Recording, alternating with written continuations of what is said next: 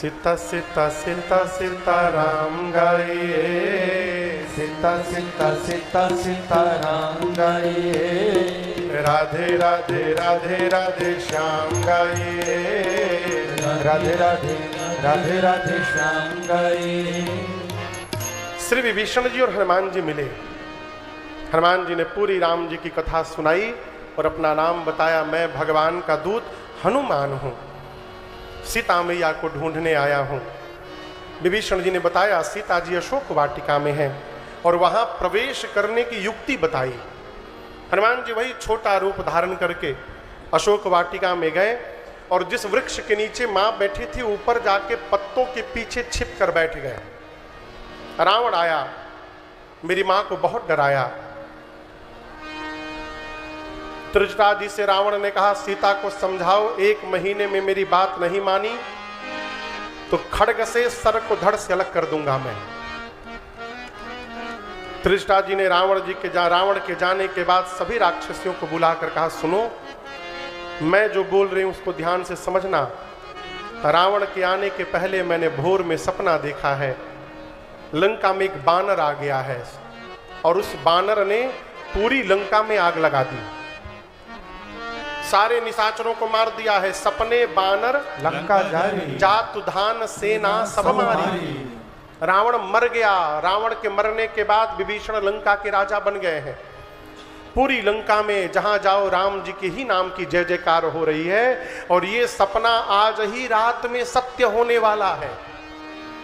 कोई सत्य गए दिन चारी माने 4 दिन नहीं, दिन चारी। दिन में जो चरते हैं चलते हैं सूर्य नारायण, शाम को जैसे जाएंगे आज रात में सपना सही होगा।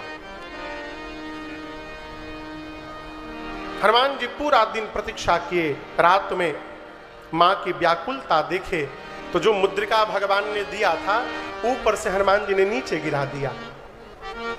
मां दौड़कर उठाई, चकित चितव मुदरी पहचानी।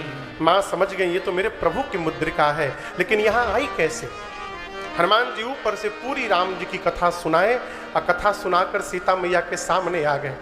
बोले मां, रामदूत मैं मातु जानकी, सत्य शपथ करुणा निधान। यह मुद्रिका मैं लाया हूं मां, मैं राम जी का दूत हूं। करुणा निधान भगवान की सौगंध लेकर कहता हूं, मैं प्रभु के पास से आया हूं मां। सीता मैया को विश्वास हो गया। हनुमान जी बोले मां चिंता मत करिए, कपियों की सेना तैयार हो गई है, कुछ दिन की और बात है। कछुक दिवस जननी धरु धीरा। प्रभु कपियों की सेना के साथ आएंगे, निशाचरों को मार करके आपको लेकर जाएंगे। किसने बोला? हनुमान जी बोले। किससे बोले? सीता मैया से। जिस समय हनुमान जी ये बात बोले उस समय हनुमान जी इतने बड़े हैं केवल, और सीता माई की गोदी में बैठे हैं। हनुमान जी बोले मां, मैं तो अभी आपको उठा के ले जा सकता हूं, अभी अब ही मां तुम्हें जाऊं ले भाई, लेकिन दुहाई रघुनाथ जी की प्रभु ने आपको लाने के लिए नहीं कहा है मुझे।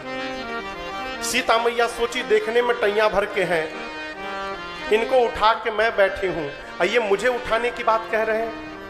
सीता मैया बोली अच्छा बाद में उठाना, पहले ये बताओ तुम्हारे प्रभु की सेना में जितने बानर हैं सबका साइज आप ही वाला है कि कोई आपसे भी लंबा चौड़ा बड़ा है? हनुमान जी बोले माई नकली है, असली नहीं है। कहिए तो असली दिखाऊं?